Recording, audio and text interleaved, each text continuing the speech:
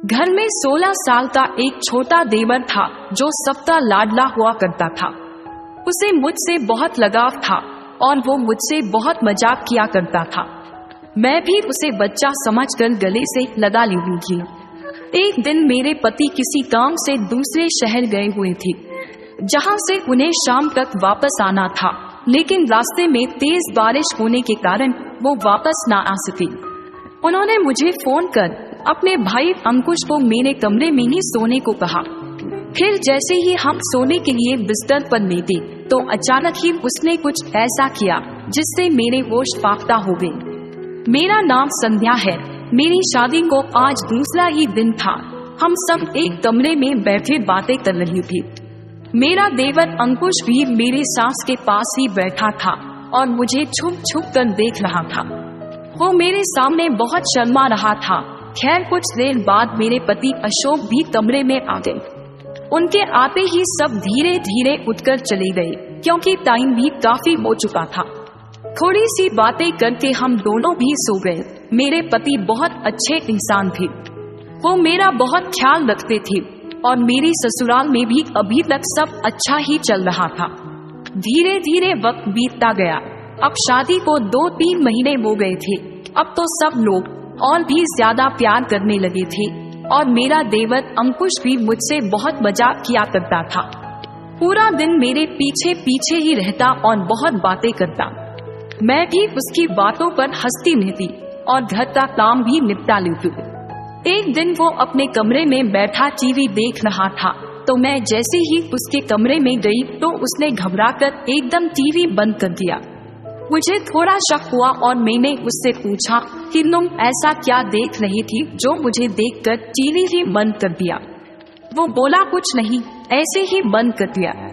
लेकिन मुझे पता लगाना था कि वो क्या देख रहा था और मैं कमरे से बाहर निकलकर उसे छुप छुप कर देखने लगी।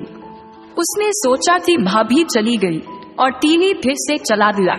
मैंने देखा कि वो एक डरावनी फिल्म देख रहा था, जिसे देखने के लिए मेरे पति और मेरी सास ने इसे मना किया था, क्योंकि इसे सारी रात डरावने सपने आते थे और ये घर में किसी को भी सोने नहीं देता था और सारी रात जोर जोर से रोता था। मैं अंदर गई और बोली, आज तुम्हारे भैया से तुम्हारी शिकायत लगाऊंगी कि तुम डरावनी फिल्म देख रही थी। उसने ये सुनते ही रोने वाला चेहरा कर लिया और बोला, आज के बाद मैं ही देखूंगा, प्लीज भाभी भाई से मत बताना। मैंने उसको माफ कर दिया। मुझे अपना ससुराल बिल्कुल अपने घर जैसा लगने लगा था। मैं यहाँ सच में बहुत खुश थी, लेकिन मुझे कहाँ पता था फिर मेरी जिंदगी में दुखों की आंधी भी आने वाली है। एक दिन मैं अपने कमरे में बैठी मेकअप कर रही थी, क्योंकि अशोक के घर आने का वक्त हो रहा था। लेकिन उनसे पहले अंकुश मेरे कमरे में आया और मुझे मेकअप करती हुई को गौर से देखने लगा। फिर वह एक लिपस्टिक उठाकर बोला, भाभी ये लगा लो, ये मुझे बहुत पसंद है। मैंने सोचा क्यों बच्चे को उदास करना, और मैंने वही लिपस्टिक लगा ली। फिर वो मेरी तरफ बढ़ा और मेरे चेहरे को अपने दोनों हाथों से पकड़कर बोला, भाभी अब आप बहुत खूबसूरत लग रही हो। यह कहकर वो मेरे गले लग गया। उसकी ये हरकत मुझे बहुत अजीब लगी और मैंने उसे पीछे हटा दिया और मैं गुस्से से उसकी तरफ देखने लगी। वो समझ गया और बोला, भाभी आप तो गुस्सा हो गई। आप तो मेरी बड़ी बहन जैसी है, बल्कि मुझे आप उनसे भी ज्यादा प्यारी हो। शायद आपको मेरा प्यार करना बुरा लग गया, मुझे माफ कर दो, बोलकर वो मेरे कमरे से चला गया। अब मुझे अपनी सोच पर घिन आ रही थी। मैं सोच रही थी कि अंकुश ने तो मुझे बड़ी बहन समझकर गले लगाया था और मैं कितना घटिया सोच रही थी। फिर मैंने अगले दिन से उसके साथ पहले जैसा ही व्यवहार किया। वो मेरे गले में हाथ डालकर इधर उधर चलने लगा। ना जाने क्यों मेरे दिल से ये आवाज आती कि ये सब शायद गलत हो रहा है, लेकिन दिमाग कहता कि ऐसा नहीं है। वो अभी छोटा बच्चा है और मुझे अपनी बड़ी बहन की तरह मानता है। हालांकि अंकुश इतना छोटा भी नहीं था, हाइट में तो वो मुझसे लंबा ही था, लेकिन उसकी उम्र अभी 16 साल थी। एक दिन मैं किचन में खाना बना रही थी। अंकुश स्कूल से आया और वो मुझे ढूंढता हुआ किचन में ही आ गया। मैंने उसको आते ही बोला कि जाओ ड्रेस जाकर बदलो, तब तक मैं तुम्हारे लिए खाना लगा दूंगी। वो मेरे गले लगा, लेकिन मुझे बहुत पसीना आ रहा था तो मैंने उसे पीछे हटा दिया। वो मेरे करीब आकर अपने हाथों से मेरे चेहरे का पसीना साफ करते हुए बोला, भाभी आप इतना सारा काम क्यों करती हो? पूरा काम बहन से भी करा लिया करो, वो भी तो सारा दिन टीवी ही देखती रहती है। तो मैंने उसे हंसकर बोला कि जब तुम्हारी शादी हो जाएगी तो सारा काम तुम्हारी पत्नी से कराऊंगी। वो बोला, भाभी मेरी पत्नी आप अपने जैसी ही लाना, क्योंकि आप मुझे बहुत अच्छी लगती है। आज मुझे उसकी नजरों में थोड़ा खोट दिखाई दिया। मैं किसी से बुरा बनना नहीं चाहती थी, क्योंकि अगर मैं उसे डांट देती तो वो मेरी सास और ननद को ये बात बता देता और वो मुझसे गुस्सा हो जाती। इसलिए मैंने सोचा कि रात में अशोक से बात करूंगी और उनको प्यार से सारी बात बताऊंगी, क्योंकि आजकल बहू के व्यवहार का सब बुरा मानते हैं, लेकिन उससे कभी कोई ये नहीं पूछता कि वो ऐसा क्यों कर रही है। सब यही सोचते हैं कि ये सब वो अलग रहने के लिए कर रही है। खैर रात में अशोक आए और मैंने सारी बात उनको बता दी, लेकिन अशोक मेरी बातें सुनकर हंसने लगे और बोले, छोटा बच्चा है, तुम्हें माँ की तरह प्यार करता है, तुम्हें जरूर कुछ गलत फहमी हुई है, इतना मत सोचो, सो जाओ।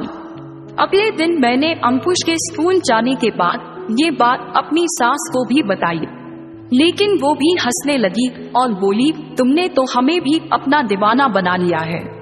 मेरी बात कोई समझने को तैयार ही नहीं था तो मैं चुप रह गई। मैंने फिर अंकुश से बोलना कम कर दिया और उसके रूम में जाना भी बंद कर दिया। 2-3 दिन बाद उसको इस बात का एहसास हुआ और वो मुझसे बोला, क्या हुआ भाभी, मुझसे कोई गलती हुई है? आप आजकल मुझसे बातें भी नहीं करती। मैंने हंसते हुए कहा, नहीं बस घर के कामों में ज्यादा बिजी रहती हूँ, इसलिए वक्त नहीं मिल पाता। वो मेरी बात भी सुन रहा था और मुझे बहुत गौर से भी देख रहा था। थोड़ी देर बाद मुस्कुराते हुए बोला, आपके चेहरे पर ये जो तिल है मुझे बहुत प्यारा लगता है, मन करता है कि बस देखता ही रहूं। मैंने उसे बड़े प्यार से कहा कि मुझे इतनी गौर से मत देखा करो, बड़ी बहन से ऐसी बात नहीं किया करते, बुरी बात है। वो चुप हो गया और वहाँ से बिना कुछ बोले चला गया। मैं भी घर के कामों में लग गई। खैर दिन बहुत अच्छे गुजर रही थी और एक दिन अचानक मेरी तबीयत खराब हो गई। अशोक मुझे डॉक्टर के पास ले गए तो डॉक्टर ने बताया कि मैं प्रेग्नेंट हूँ। ये सुनकर मैं बहुत खुश हुई और बाकी सब घर वाले भी बहुत खुश थे। डॉक्टर ने मुझे आराम करने और लंबा सफर ना करने को कहा था। खैर कुछ दिन बाद हम सबको शादी में जाना था। मैंने अशोक से कहा कि तुम सब चले जाओ और मुझे मेरी मम्मी के यहाँ छोड़ आओ, लेकिन वो बोलने लगे, नहीं अंकुश भी नहीं जा रहा, क्योंकि उसके टेस्ट हैं जो बहुत जरूरी है। तुम दोनों घर पर ही रहना, क्योंकि रात तक तो हम आ ही जाएंगे। और वो चले गए, लेकिन शाम होते ही बारिश और तेज हवाएं चलनी शुरू हो गई। शाम के वक्त अशोक का फोन आया और बोले कि हम सुबह तक ही आ पाएंगे, क्योंकि बारिश बहुत तेज है और बिजली भी बहुत ज्यादा कड़क रही है।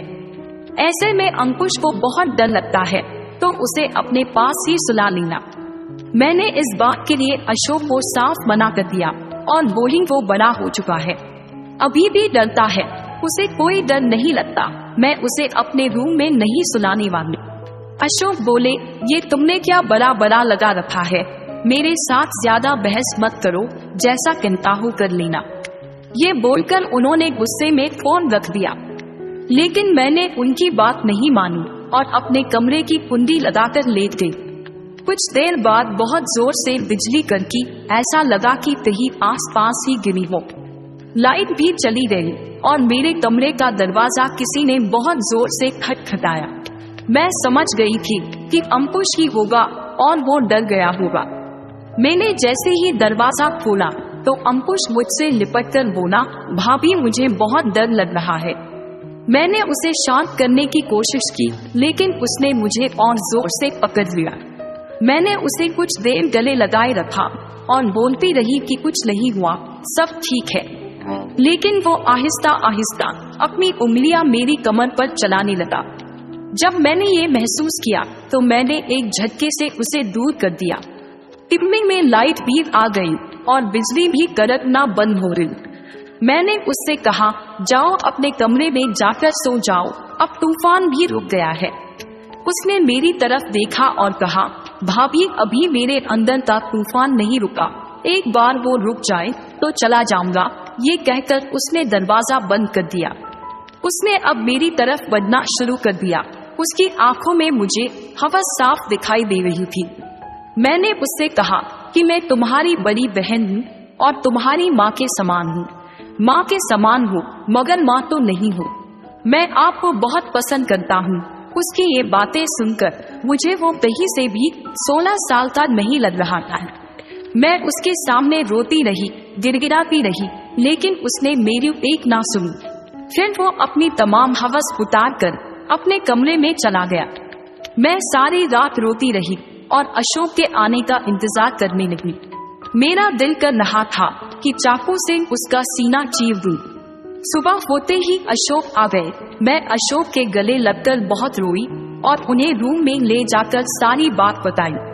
मेरी बात सुनकर वो मुझ पर ही भड़क उठे। तुम्हें शर्म नहीं आती छोटे से बच्चे पर इतना बड़ा इल्जाम लगाते हुए?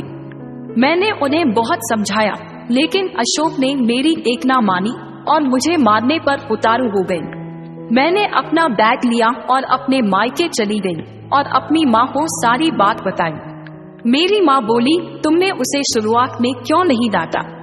जो बात तुम मुझे आज बता रही हो, काश उस दिन बताई होती तो आज तुम्हारे साथ ऐसा ना होता। वक्त बीतता गया। कुछ महीनों बाद मैंने एक बेटे को जन्म दिया। एक दिन मुझे किसी अनजान नंबर से कॉल आया। जब मैंने हेलो कहा तो सामने से कोई लड़का बोला। मैंने उसकी आवाज पहचान ली, वो अंकुश ही था। कुछ कहने से पहले मैंने अपना फोन रिकॉर्डिंग लगा दिया।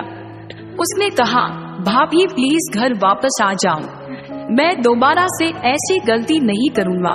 मेरे दोस्तों और गंदी फिल्मों की वजह से मैं बहक गया था। प्लीज मुझे माफ कर दीजिए, दोबारा ऐसी गलती नहीं होगी। मैंने कहा कि तुमने कोई छोटी सी गलती नहीं की है जो माफ की जा सके। तुमने मेरी इज्जत पर दाग लगाया है और मेरा घर बर्बाद किया है।